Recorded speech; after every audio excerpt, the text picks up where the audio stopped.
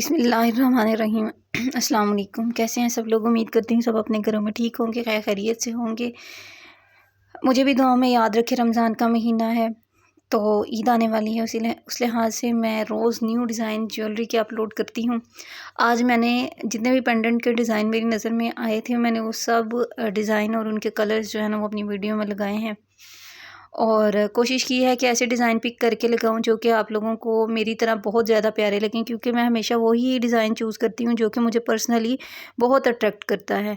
हर बंदा यूनिक चीज़ पहनना और देखना पसंद करता है, तो अगर कोई वीडियोस देखना चाहता है वो भी ऐसी चीज़ें देखना चाहता है जिसमें न्यू कोई चीज़ हो।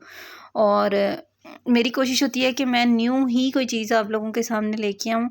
तो इधर स्टड के हिसाब से बहुत प्यारे डिज़ाइंस हैं। स्टड के साथ पेंडेंट जो है ना वो तो वैसे ही बहुत प्यारे लगते हैं, बल्कि पेंडेंट के साथ मोस्टली स्टड ही होते हैं। और ये पहने हुए इतने प्यारे लगते हैं बहुत ज़्यादा।